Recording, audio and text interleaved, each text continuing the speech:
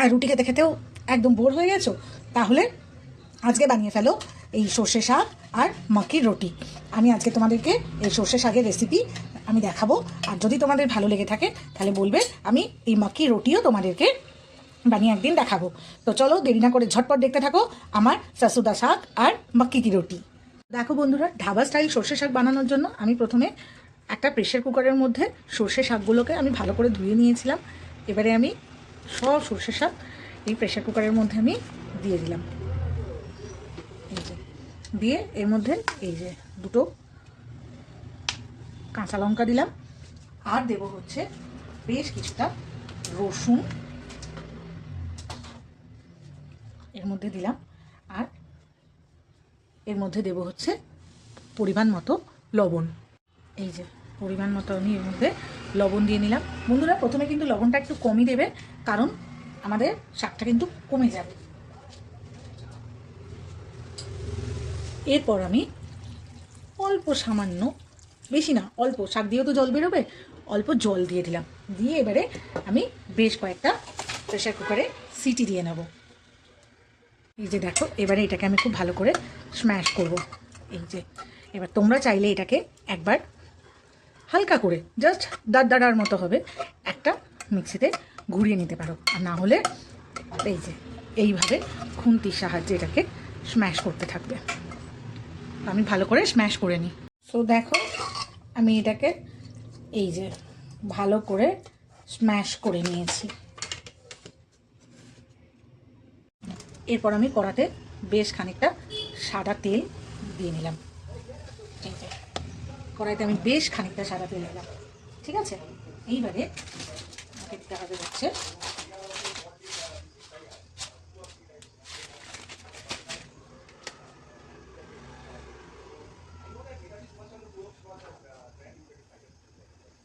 এই যে আমি দিয়ে দিলাম হচ্ছে বেশ খানিকটা জিরে, আর দিয়ে দেবো হচ্ছে এই যে মির্চ, শুকা মির্চ।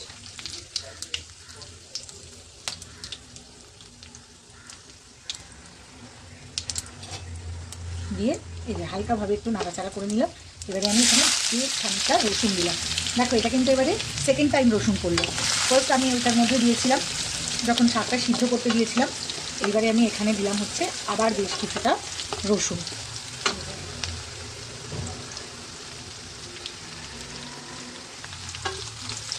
বেশ কিছুটা মানে অনেকটা রসুনকে পেস্ট আমি দিইনি, এটা বেশ একটু মুখে মুখ করবে আর কি, এরকমভাবে কেটে আমি দিয়েছি। এরপরে আমি দিয়ে দেবো হচ্ছে পেঁয়াজ।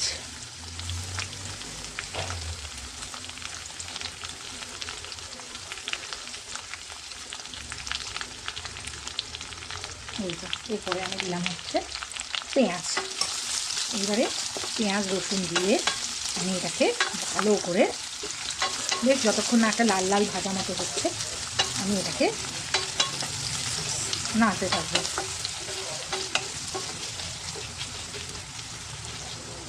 এই সময় শাক খাওয়াটা এমনি শরীরের জন্য ভালো, আর বেশ ভালোও লাগে এই সময়। আর আমাদের ব্যাঙ্গালোরে কি বলবো বন্ধু, মানে সর্ষে শাক জাস্ট ছেয়ে গেছে সুন্দর সুন্দর করে, কি সুন্দর মানে শাক।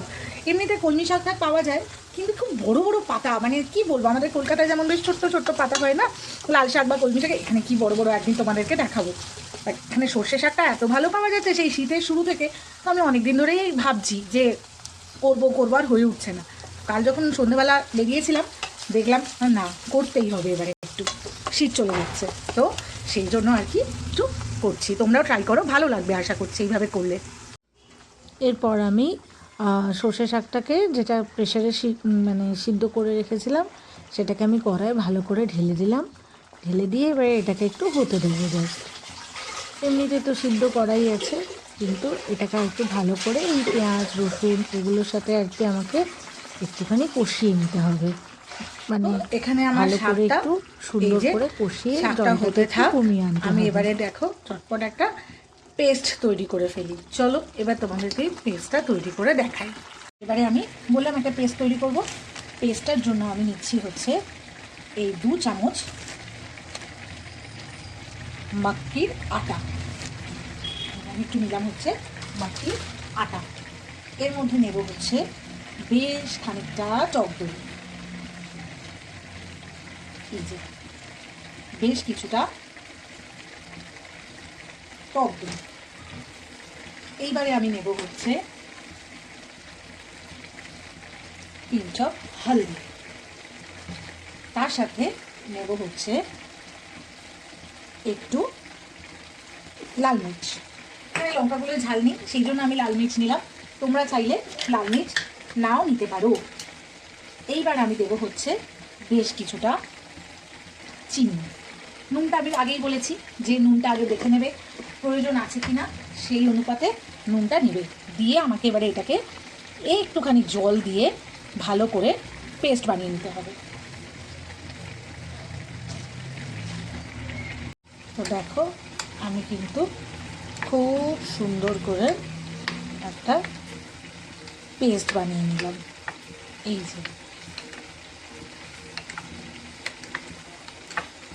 যে খুব সুন্দর করে আমি একটা পেস্ট বানিয়ে নিচ্ছি। এই যে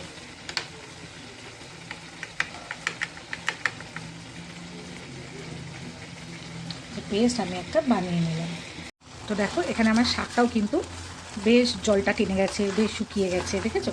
আমি বলছি না পুরো, বাট বেশ খানিকটা টেনে গেছে। এবারে এই যে পেস্টটা আমি বানিয়ে রেখেছি, এই পেস্টটা আমি এর মধ্যে দিয়ে দিলাম। দিয়ে আমাকে ঘাঁটতে হবে খুব ভালো করে, এটাকে এখন আমাকে মেশাতে হবে। এটাকে আমি এখন খুব ভালো করে মেশাতে থাকবো। এই যে খুব ভালো করে আমি এটাকে, এই দেখো এই পর্যায়ে এসে তোমরা নুনটা ভালো করে দেখবে, দেখে কিন্তু নুনটা এর মধ্যে দেবে। এই যে সুন্দর করে এটাকে আমি এখন বেশ খানিকটা সময় নিয়ে গ্যাসটাকে কমিয়ে আমাকে এটা মেশাতে হবে। এই যে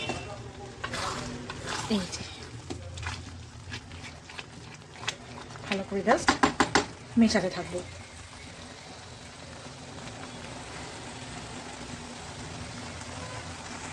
এই পর্যায়ে এসে পনিরটা একদমই অপশনাল, তোমরা চাইলে দিতে পারো, না চাইলে নাও দিতে পারো। আমার একটু পনিরটা খেতে মন করছে আজকে খুব, তাই আমি আজকে দিলাম।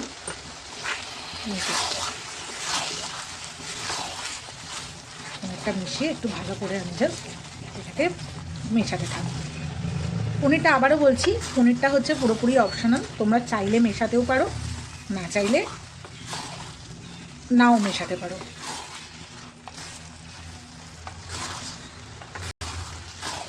এই যে এইরকম একদম ফুল হয়ে এলো।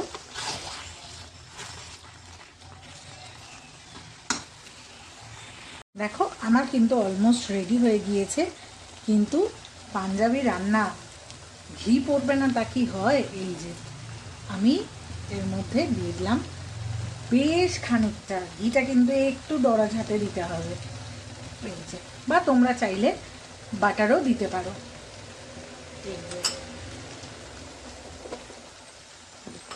বাস এইবারে আমার রেডি। আমি বেশ কিছুক্ষণ ঢাকা দিয়ে এটাকে রেখে দেবো। তোমরা এই পর্যায়ে এসে একটু ফ্রেশ ক্রিম এখানে অ্যাড করতে পারো, ঘিয়ের জায়গায় বাটার, ফ্রেশ ক্রিম যে কোনো কিছু তোমরা অ্যাড করতে পারো।